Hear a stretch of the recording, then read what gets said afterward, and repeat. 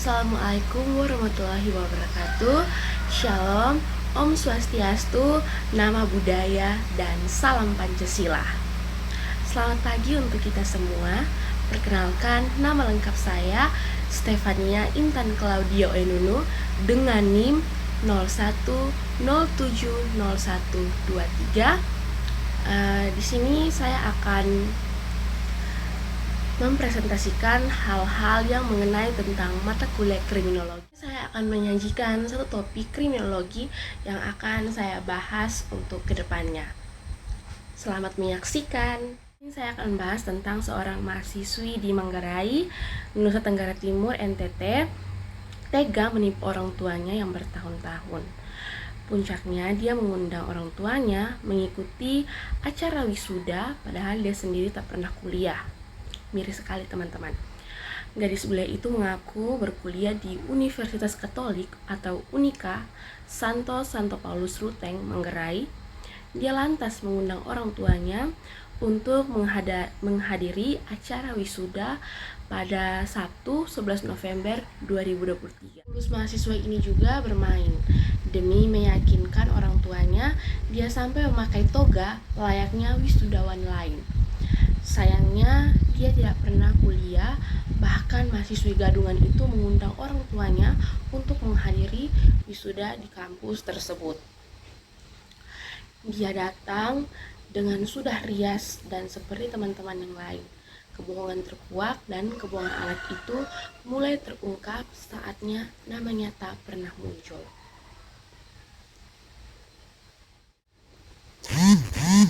Jadi teman-teman, kalau kita misalnya sudah wisuda, kita sudah ada namanya surat undangan untuk orang tua, dan juga kita sudah diberikan kartu tanda pengenal agar orang lain tidak bisa masuk terkecuali orang-orang yang sudah diundang ke wisudawan dan juga bersama dengan orang tua.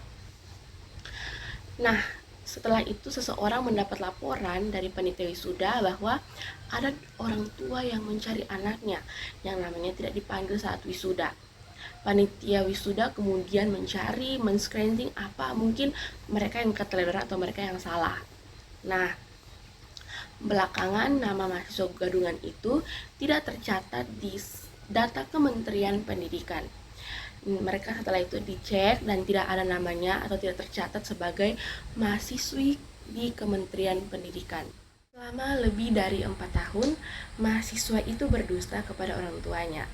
Dia kerap mengunggah kegiatan perkuliahan di media sosial seperti Facebook maupun Instagram. Tujuannya untuk meyakinkan orang tuanya bahwa anak perempuannya tersebut terlihat seperti kuliah di kampus itu.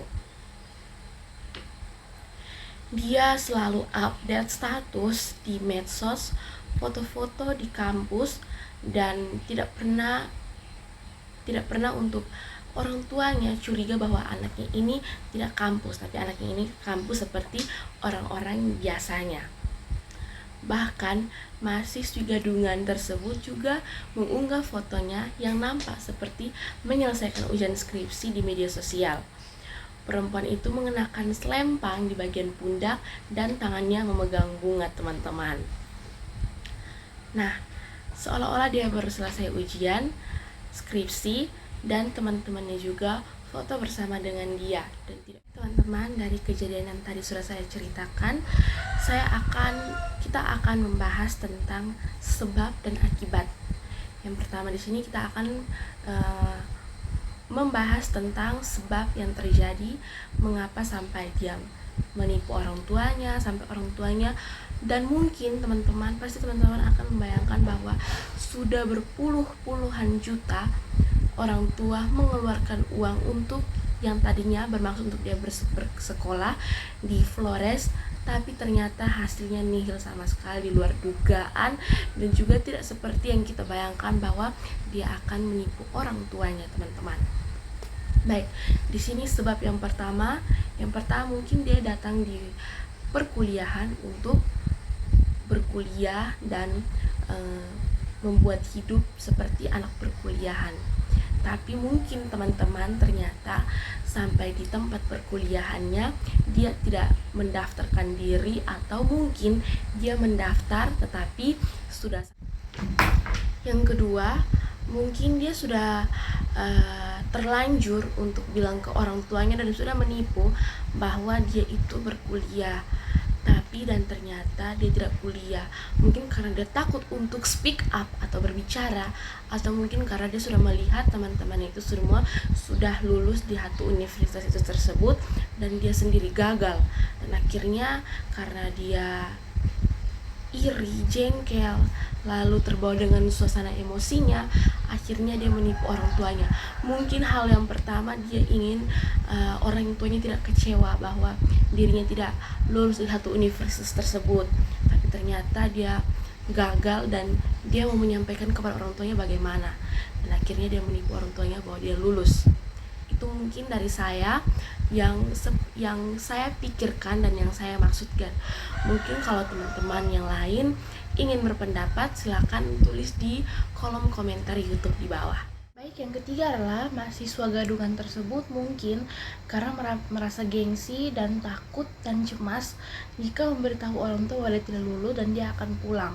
Sedangkan mungkin dia berpikir bahwa dia tidak mau pulang karena sudah termakan gengsi, dan juga kemungkinan besar orang tua itu sudah memberitahukan kepada keluarga besar bahwa anak tersebut lulus, yang kemudian membuat dia semakin tertekan sehingga tidak mau memberitahukan kepada siapapun bahwa dia tidak lulus, dan akhirnya dia menjalani kehidupannya sehari-hari, yaitu dengan cara membohongi kedua orang tua tersebut untuk mempercayai bahwa dia berkuliah seperti orang-orang pada biasanya, dan juga karena perkuliahan membutuhkan biaya, maka dia membohongi orang tuanya agar dia sama persis dengan seperti mahasiswa-mahasiswa lainnya. Baik teman-teman, karena kita sudah membahas tentang sebab-sebabnya, nah sekarang teman-teman kita akan membahas akibat yang terjadi dari yang sudah kita bahas, yang 3 masalah. Dari yang pertama saya menceritakan awal kejadiannya sampai orang tua itu tahu, dan juga tibalah di saatnya dari kita sudah membahas sebabnya, dan sekarang kita akan membahas tentang akibatnya. Nah teman-teman, akibat yang sangat terpuruk dan terparah ini adalah kepada orang tua. Mengapa saya bilang kepada orang tua?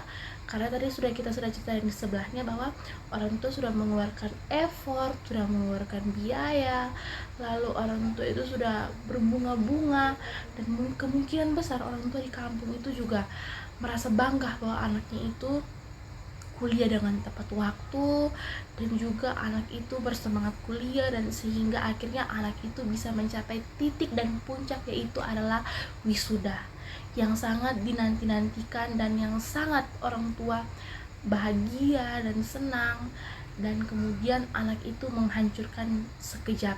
Itulah akibat yang terjadi pertama, yaitu karena orang tua sudah mengeluarkan uang yang begitu banyak sehingga anak itu berkuliah, dan sayangnya anak memberikan hasil yang sangat tidak memuaskan untuk orang tua.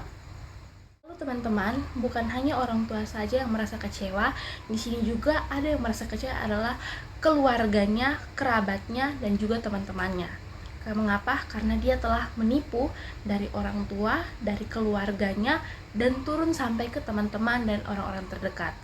Mengapa demikian? Karena orang tua ini sudah membanggakan anaknya itu berkuliah, lalu menuju ke hari yang bahagia yaitu wisuda, tapi ternyata sampai ke sana dia menipu orang tua, dan otomatis keluarga pasti akan merasa jengkel, kerabat-kerabat juga merasa jengkel, teman-teman, dan apalagi teman-teman yang sudah membaca berita itu, karena jujur saja berita itu viral pada masanya, karena tidak semua orang bisa menipu orang tua.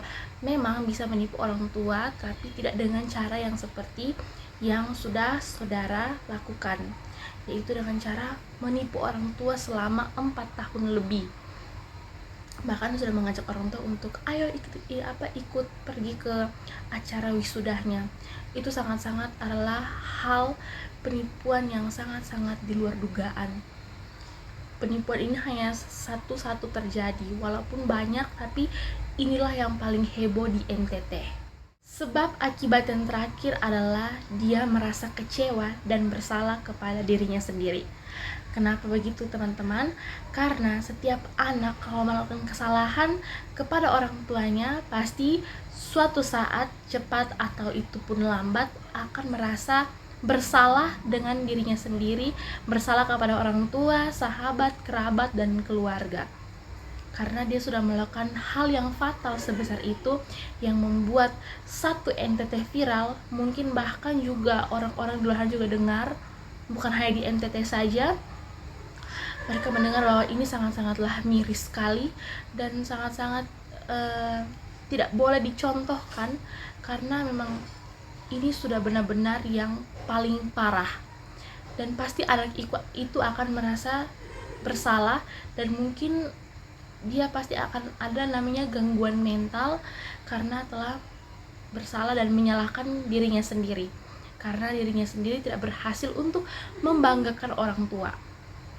Teman-teman, tadi kita sudah mendengar dan saya sudah menceritakan tentang kronologinya, lalu kita sudah membahas tentang sebab dan akibatnya. Kita masuk kepada solusi. Kenapa saya ngomong begitu? Solusi untuk supaya kita jangan terjadi kepada kita dan jangan berbuat seperti itu, dan juga untuk teman-teman sekalian yang telah melihat video saya agar bisa untuk menghentikan atau tidak terjadi lagi hal-hal seperti berita tentang ini, karena ini sangat-sangat memperkeruh keadaan dan juga membuat kerugian besar terhadap orang tua kita sendiri. Nah teman-teman, solusi yang pertama di sini yang saya mau anjurkan adalah tinggalkan segala kegengsian kita, karena dari kegengsian membuat kita tidak jujur dan kita tidak terbuka kepada diri kita sendiri kalau sebenarnya hal itu tidak boleh kita perbiasakan atau hal itu tidak boleh terjadi dan tidak boleh dilakukan, sangat-sangat dilarang. Karena apa? Karena ini sangat berdampak kepada orang tua. Saya tekankan lagi, kenapa? Karena orang tua tidak boleh untuk kita permainkan atau kita buat sebagai boneka yang bisa sesuka hati kita untuk melakukan sesuatu yang sesuka dengan hati kita. Gengsi harus diturunkan, ego juga harus diturunkan. Kalau yang dari awalnya gagal, stop agar tidak terjadi hal-hal buruk yang kedepannya yang akan kita lakukan. Itu sangat-sangat membuat kita terbiasa dengan hal itu dan membuat orang tua kita kecewa sendiri terhadap kita. Solusi yang kedua adalah bagaimana kita harus memperbiasakan diri kita agar tidak terlalu menipu. Karena dari penipuan hal kecil bisa jadi saja untuk penipuan yang lebih besar lagi yang tidak terduga, teman-teman.